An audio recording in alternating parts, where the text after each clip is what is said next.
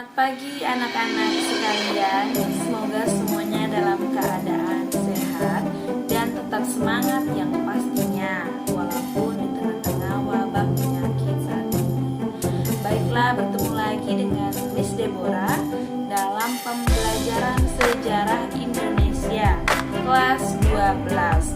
Oke anak-anak sekalian, pada pertemuan kali ini kita akan memasuki bab yang kedua, yaitu tentang sistem dan struktur politik dan ekonomi Indonesia pada masa demokrasi parlementer. Oke, pertama-tama kita harus ketahui apa itu yang dimaksud dengan demokrasi parlementer. Oke ya, sistem demokrasi parlementer adalah sistem pemerintahan di mana parlemen memiliki peranan yang sangat penting dalam sistem pemerintahan. Artinya, di sini parlemen memiliki wewenang untuk mengangkat kepala negara atau kepala pemerintahan atau perdana menteri, serta juga memiliki wewenang untuk menjatuhkan pemerintah dengan mengeluarkan semacam mosi tidak percaya. Jadi, di dalam sistem parlementer ini berlaku yang namanya sistem kepartaian. Apabila partai oposisi memiliki beberapa hal yang dapat menjatuhkan kepala pemerintahan, maka parlemen berhak menjatuhkan kepala pemerintahan. Negara-negara yang menganut sistem parlementer ini yaitu seperti yang pertama adalah Inggris, ada Kanada, Malaysia, dan Australia. Oke anak-anak, Indonesia juga pernah menganut sistem demokrasi parlementer ini, yaitu tadi pada tahun 1960 sampai 1959. Dalam sistem demokrasi parlementer ini tercatat 7 kali pergantian kabinet. Otomatis karena dalam jangka waktu yang sangat singkat tercatat 7 kabinet berganti-ganti, maka tujuan utama dalam kabinet tersebut tidak tercapai. Nanti sering terjadi jatuh bangun kabinet. Itu dia tadi demokrasi parlementer. Kabinet yang pernah menjabat dalam sistem demokrasi parlementer, kabinet yang pertama yaitu kabinet Natsir. Ini berlaku pada masa tahun 1950 sampai 1959. Hanya 1 tahun saja.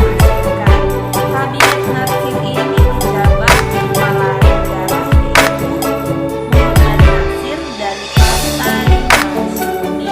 Oke, pada masa kabinet Natsir ini memiliki tujuan utama yaitu harus dapat menyelesaikan proses integrasi Irian Barat, di mana pada masa itu Indonesia mengalami yang namanya pemberontakan.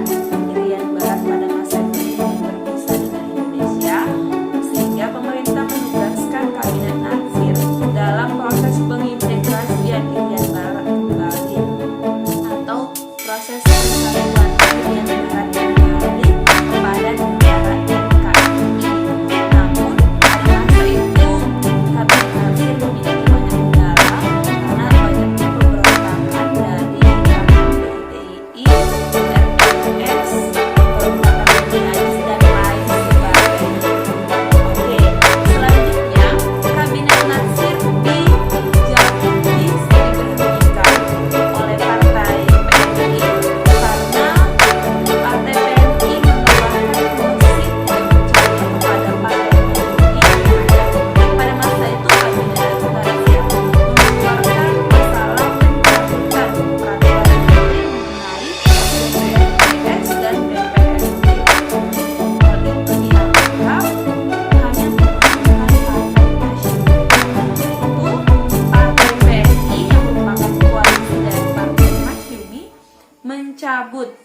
peraturan tersebut dan memberikan mosi tidak percaya terhadap Kabinet Natsir. Itulah yang menjadikan penyebab Kabinet Natsir berakhir. Yang kedua adalah Kabinet Sukiman. Kabinet Sukiman berlangsung pada tahun 1951 sampai 1952, dan ini berarti berlangsung selama 1 tahun juga. Setelah Kabinet Natsir pulih, Natsir memberikan mandatnya kepada Presiden. Presiden mengangkat Sukiman dari Partai PNI sebagai kepala negara, yaitu menjalankan Kabinet Sukiman. Kabinet Sukiman ini memusatkan tujuan utama mereka, yaitu pada masalah keamanan dan ketertiban negara. Pada masa itu Indonesia mengalami sangat banyak pemberontakan seperti adanya gerakan DIY, RMS, dan lain sebagainya. Oleh karena itu, kabinet ini memfokuskan tujuan utamanya adalah pada keamanan dan ketertiban.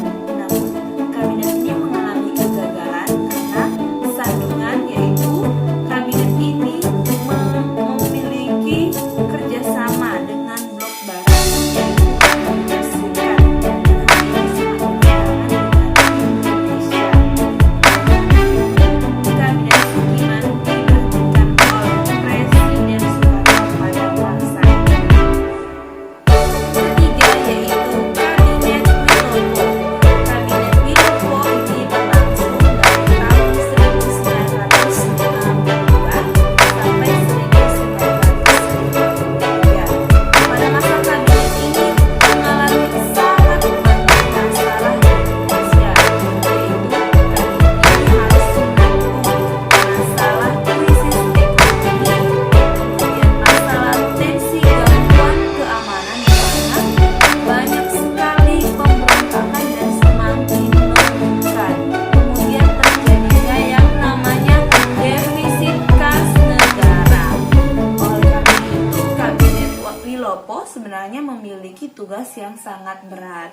Kemudian, pada akhirnya Kabinet Wilopo ini mendapatkan mosi tidak percaya dari Serikat Tani, yaitu di mana karena adanya terjadinya yang namanya itu peristiwa Tanjung Morawa, di mana peristiwa Tanjung Morawa ini adalah peristiwa bentrokan antara aparatur kepolisian dengan para petani liar yang berboncengan dengan PKI.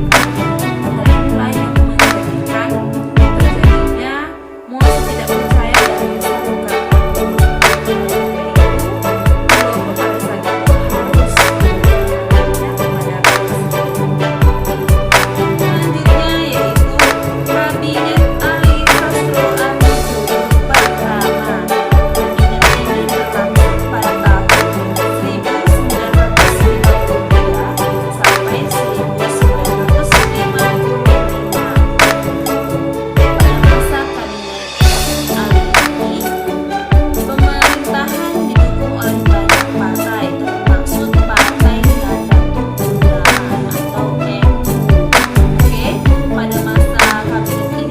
berkoalisi dengan Partai PNI sehingga banyak dukungan. Namun juga tetap terjadi yang namanya pemberontakan tersebut belum juga diselesaikan. Oleh karena itu, hal ini juga mengganggu pemerintah dalam mencapai tujuan utama. Pada masa Kabinet Adi Sastro-Amijoyo yang pertama ini menerapkan yang namanya sistem ekonomi Alibaba. Sistem ekonomi Alibaba adalah gambaran antara Ali dan Baba. Ali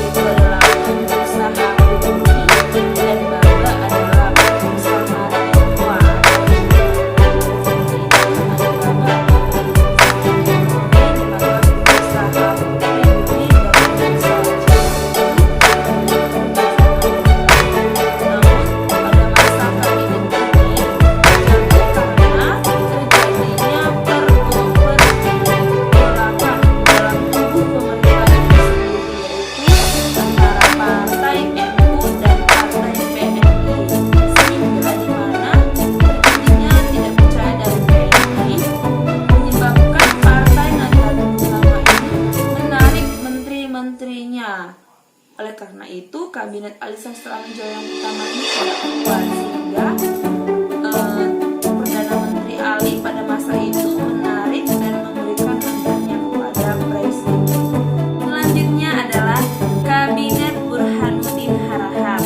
Kabinet ini berlangsung dari tahun 1955 sampai 1956. Kabinet ini memiliki beberapa keberhasilan.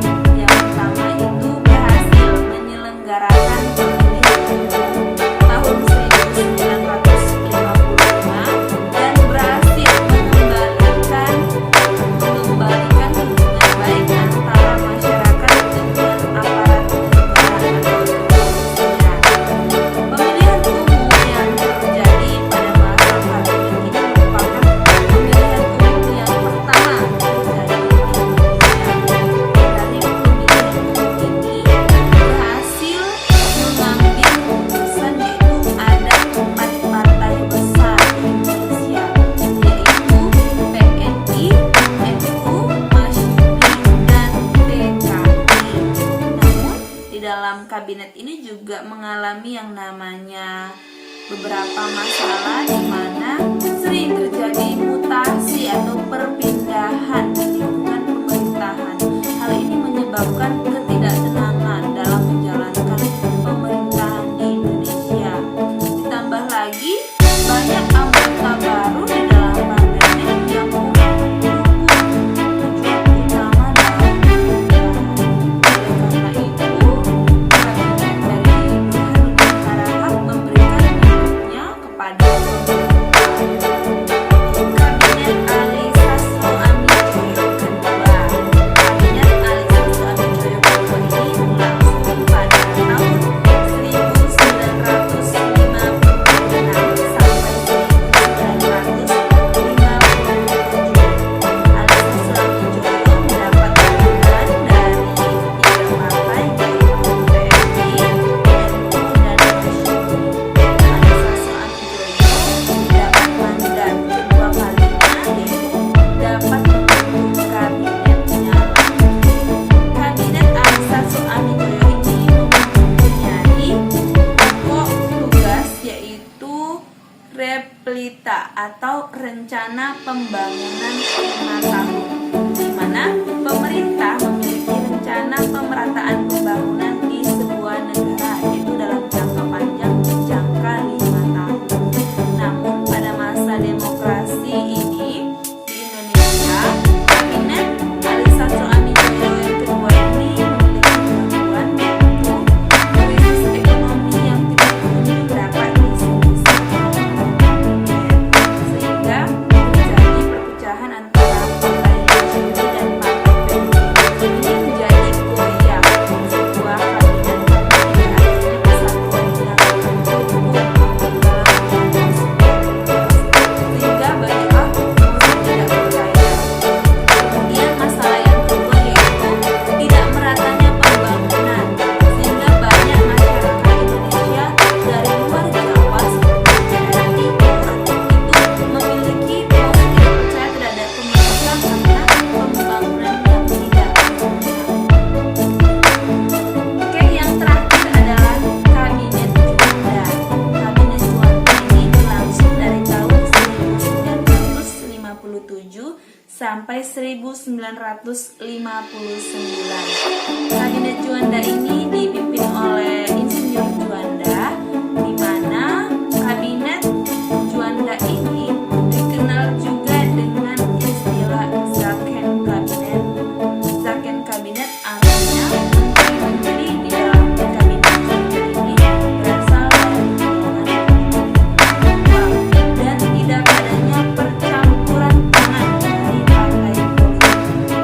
Hal ini adalah faktor dari mana pada masa kabinet-kabinet sebelumnya dalam demokrasi liberal ini banyak partai politik yang tidak memfokuskan tujuan utamanya pada negara, melainkan pada kepentingan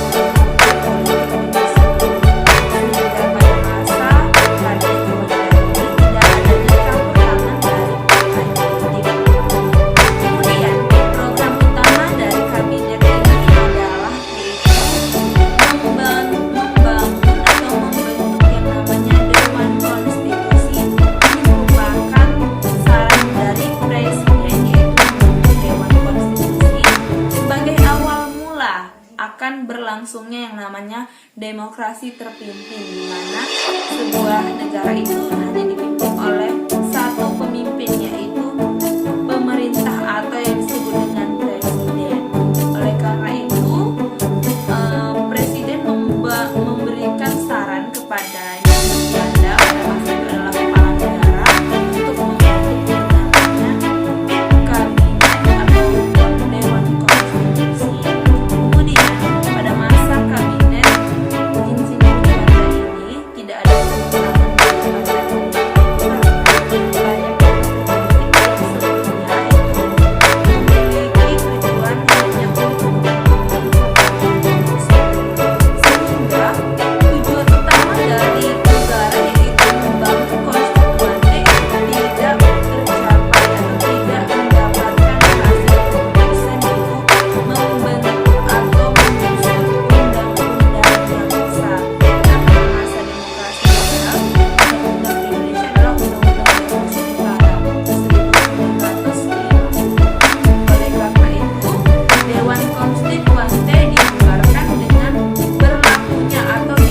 banyak Dekret Presiden 1959